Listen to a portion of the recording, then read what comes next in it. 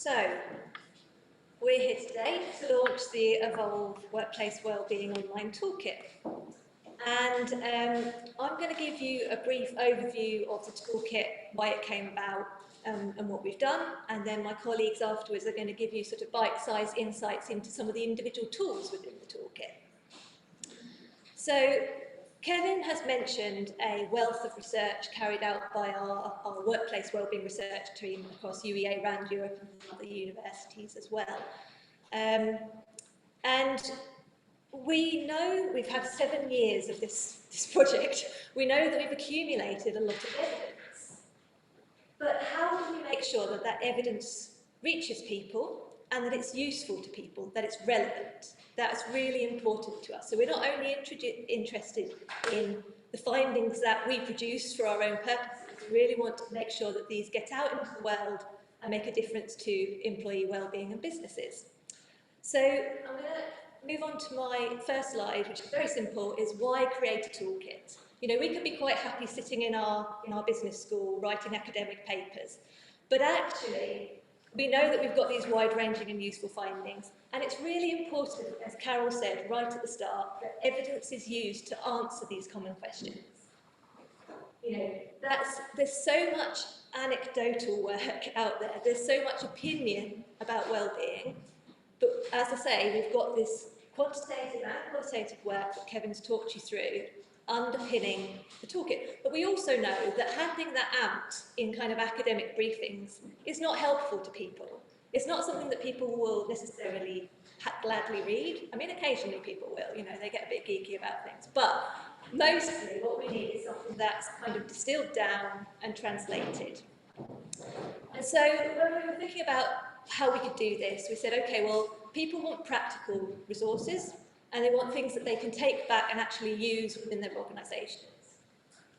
I didn't introduce myself at the start of this talk because I wanted to sort of get into why we made the toolkit and then why I'm speaking to you myself. So I said at the start in the introductions that I'm a researcher but also a knowledge exchange fellow, which means I'm really interested in the way we talk to each other.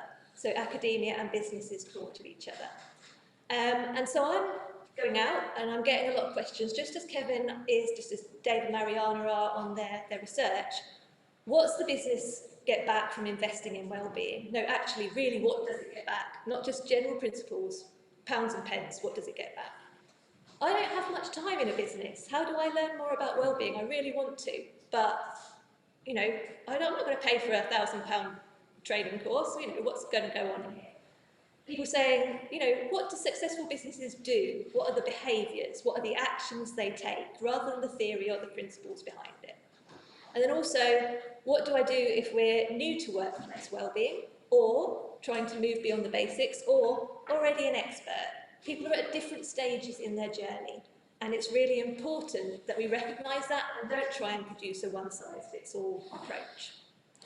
So, the contents of the website that I'm going to be presenting to you today address all of those questions. We had the case, the business case. Why would you invest in this? And we've got a business case calculator, which we're going to talk about today. We had the question of, I don't have much time. Why on earth, you know, would I look at this? Well, we've created a really plain English online free course that anyone can access, where they have video content. You don't have to read through a lot of matter. We have real-life case studies, so it's not just us plucking things from the air. These are real businesses doing this. And people can work through that at their own pace. So even if you only have 5 minutes a day, you can get through the course. If you're asking us the question around, you know, how do I actually approach this? If I've kind of got halfway, I've done some stuff on this, but what do I need to do next? Then we've got some diagnostic questions which help you identify which bit of our literature you should look at first. And we're going to talk about those in a little bit more detail later. And then we've also got this thing called the Inspiration Hub, which basically is some quotes, some videos. If you've only got a few minutes but you really want to keep up to date on the inspiration, on workplace wellbeing, that's the place to go. So it's evidence-informed content that answers common questions. We made it with this long history of research and knowledge exchange.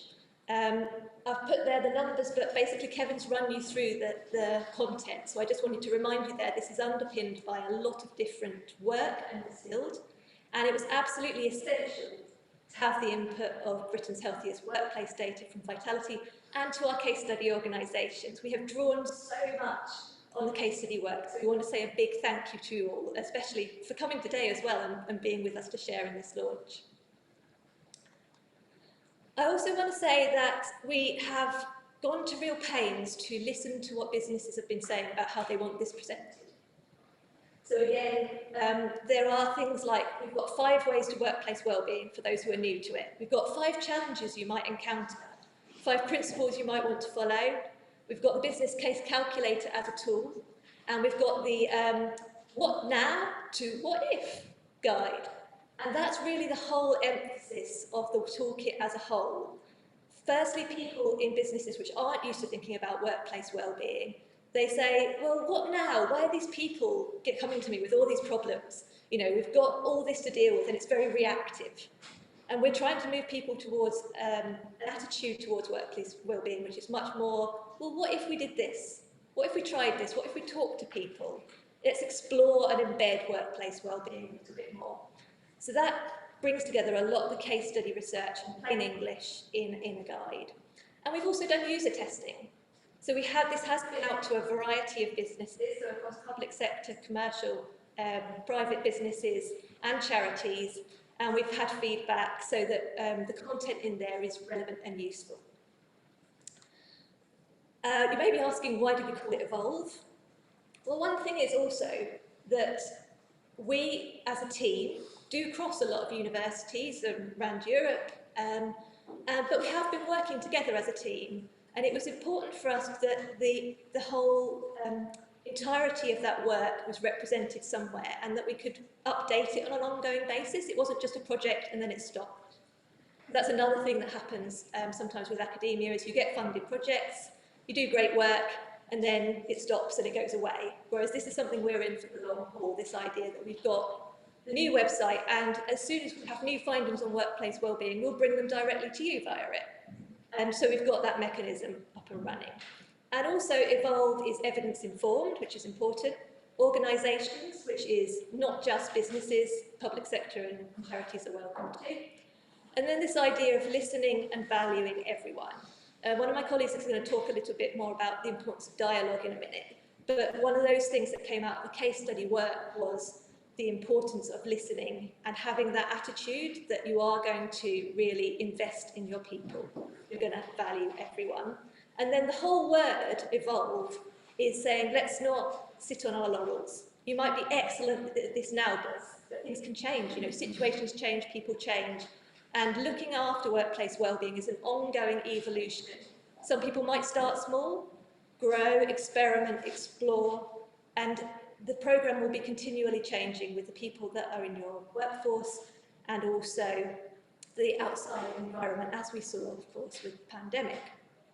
So what I'm going to do today is I'm going to leave you with an overview of what those organisations that were really doing well on workplace wellbeing look like. Because that's what we're often asked for, is what are they doing? What, you know, how can we tell if we are one of those organisations? You'll find in the guide, that you can download from the website as well, that we have the opposite. So we have a model of what organisations that are not doing well on this look like. So also have a look at that and check you're not doing any of those things. So I apologise for this tree. I don't know why it's gone strange. It was beautiful and blooming, but it's got a little bit pixelated. So a clear understanding embedded at all levels of the organisation that helping people thrive can help the business thrive too. Proactive and open-minded inquiry on the impacts of every work process and procedure on workplace wellbeing. Manager and employee involvement in promoting, setting up and contributing to activities that support workplace wellbeing. Ongoing dialogue about what could be better, how it could be made better, trying out relevant solutions and then checking back and doing that on repeat. And then a realistic expectation that it takes work and time to make employees aware of a wellbeing approach. building trust and coherence. So that's what it looks like from all of our extensive research to be an organisation that is really looking after workplace wellbeing and looking into it. Now, I'm hoping that that's whetted your appetite for the Evolve website.